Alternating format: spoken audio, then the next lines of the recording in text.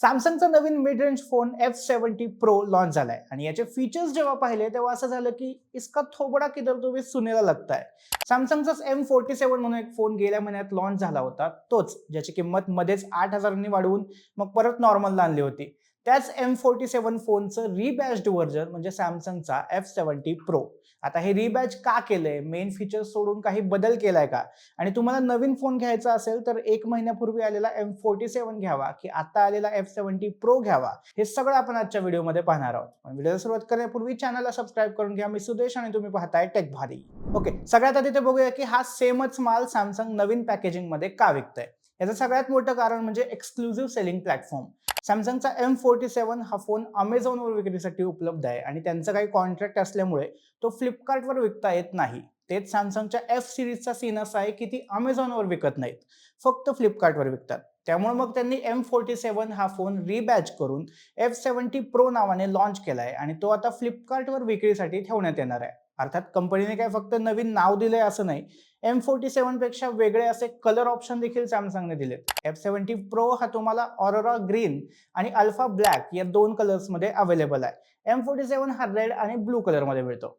Features बघूया काय काय आहेत. आता मी काय प्रत्येक वेळी सांगत बसणार नाही की हे फीचर्स अगदी M47 सारखेच आहेत. डिझाईन बघाल तर गॅलेक्सी F70 Pro मध्ये फ्लॅट रेअर पॅनल आणि पिल शेप्ड कॅमेरा मॉड्यूल मिळतोय, जे डिझाईन F सिरीजच्या बाकीच्या फोन सारखंच आहे, अगदी तसंच. हीच डिझाईन लँग्वेज सॅमसंग आपल्या अलीकडच्या F सिरीज फोन्स मध्ये वापरत आले, अगदी सेमच. पाठीमागच्या बाजूला लेदर सारखं टेक्स्चर दिले, त्यामुळे ग्रिप चांगली मिळते आणि फोनवर मागच्या बाजूला बोटांचे ठसे उमटत नाहीत.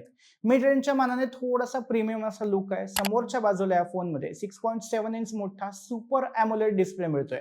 हा डिस्प्ले 120 हर्ट्झ रिफ्रेश रेटला सपोर्ट करतो आणि पीक ब्राईटनेस 1400 निट्स पर्यंत जाऊ शकते. त्यामुळे उन्हात फोन वापरताना फारशी अडचण येत नाही. या डिस्प्लेला गोरिल्ला ग्लास विक्टस प्लसचं प्रोटेक्शन आहे आणि फोनला IP64 रेटिंग देखील मिळाली आहे, म्हणजे वॉटर अँड डस्ट प्रोटेक्शन देखील ठीकठाक आहे. परफॉर्मन्स बद्दल बोलायचं झालं तर या फोनमध्ये क्वालकॉमचा स्नॅपड्रॅगन 6 Gen 3 प्रोसेसर देण्यात आलाय. सोबतच 8GB पर्यंत LPDDR5X रॅम आणि UFS 3.1 स्टोरेज जी 256GB पर्यंत जाते ती दिली आहे. आता इथे एक गोष्ट लक्षात घ्यायला हवी, स्नॅपड्रॅगन 6 Gen 3 हा काय फ्लॅगशिप किलर चिपसेट नाहीये. रेग्युलर यूजसाठी हा अगदी चांगला प्रोसेसर म्हणता येईल, पण फार हेवी मल्टीटास्किंग किंवा मग हार्डकोर गेमिंग यावर पॉसिबल नाही, हे लक्षात घ्या. बॅटरी आणि चार्जिंगच्या बाबतीत सॅमसंगने या फोनमध्ये चांगलं काम केलंय. यात 6000 mAh बॅटरी मिळते, जी 45 वॉट वायर्ड चार्जिंगला सपोर्ट करते. 45 खूप कमी आहे असं मी आधी म्हणलं असतं, पण आताच्या स्टँडर्ड्सनुसार चांगलंच म्हणता येईल. सॉफ्टवेअरच्या बाबतीत देखील सॅमसंगने चांगलं कमिटमेंट दिलंय. या फोनमध्ये Android 16 out of the box मिळतोय आणि यावर कंपनीने 6 OS अपडेट्स आणि 6 वर्षांचे सिक्युरिटी अपडेट्स प्रॉमिस केलेत. बाकी सॅमसंगचे भरपूर AI फीचर्स देखील यात ऑब्व्हियसली मिळत आहेत. कॅमेरा सेटअप बद्दल बोलायचं झालं तर सॅमसंगने 50 मेगापिक्सेलचा प्रायमरी कॅमेरा दिलाय, ज्यात OIS सपोर्ट देखील मिळतोय, म्हणजे व्हिडिओज आणि फोटोज भरपूर स्टेबल येतात. सोबतच यामध्ये 5 मेगापिक्सेलचा अल्ट्रा वाईड कॅमेरा आणि 2 मेगापिक्सेलचा मॅक्रो कॅमेरा देखील दिलाय. सेल्फीसाठी पुढच्या बाजूला 12 मेगापिक्सेलचा फ्रंट कॅमेरा दिलाय आणि सॅमसंगचा असा क्लेम आहे की या सेगमेंट मधला हा एकमेव HDR सेल्फी कॅमेरा आहे. आता ते म्हणतायत म्हणजे असेल.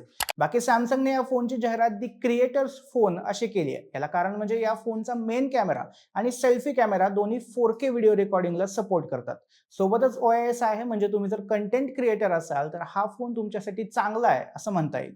आता सगळ्यात महत्त्वाचा मुद्दा म्हणजे किंमत. या फोनचे 3 व्हेरियंट्स आहेत. बेस व्हेरियंटमध्ये 6GB रॅम आणि 128GB स्टोरेज मिळतंय. याची किंमत 26,000 रुपये आहे. मिड व्हेरियंटमध्ये 8GB रॅम आणि 128GB स्टोरेज मिळतंय. याची किंमत 30,000 रुपये आहे. आणि टॉप व्हेरियंटमध्ये 8GB रॅम आणि 256GB स्टोरेज मिळतंय. याची किंमत 35,000 रुपये आहे. लॉन्च ऑफरमध्ये तुम्हाला बेस व्हेरियंट 24,000 पर्यंत मिळतोय आणि बाकी व्हेरियंट्सवर देखील 2,000 रुपयांपर्यंतचा डिस्काउंट मिळण्याची शक्यता आहे. 8 ऑगस्ट पासून हा फोन फ्लिपकार्टवर अवेलेबल होईल. आता हा फोन तसं सध्याच्या वाढलेल्या किमती आणि बाकी ऑप्शन्स पाहिले तर डिसेंट असं म्हणता येईल.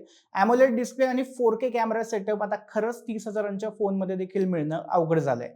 पण त्यातही जर तुम्हाला ऑफरमध्ये हा फोन चांगल्या डिस्काउंटवर मिळत असेल तरच घ्या असं मी म्हणेल, कारण टॉप मॉडेलसाठी 35,000 ही किंमत खूपच जास्त आहे.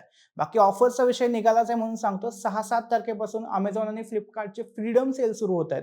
तुम्हाला जर हा फोन घ्यायचा असेल तर फ्लिपकार्टवर याची किंमत आणि अमेझॉनवर M47 या फोनची किंमत दोन्ही कम्पेअर करून बघा. सेलमध्ये दोन्हीपैकी कुठे जास्त डिस्काउंट मिळतोय ते बघून दोन्हीपैकी एक फोन तुम्ही घेऊ शकता. बाकी या दोन्ही सेलमध्ये कुठल्या फोन्सवर कुठे चांगल्या ऑफर्स आहेत याचा व्हिडिओ देखील आपण करणारच आहोत, तेव्हा त्या व्हिडिओचे नोटिफिकेशन तुम्हाला लगेच मिळावे यासाठी चॅनलला सबस्क्राईब करून बेल आयकॉन क्लिक करा आणि तुम्हाला कोणत्या विषयांवरचे व्हिडिओ पाहायला आवडतील हे कमेंटमध्ये नक्की सांगा.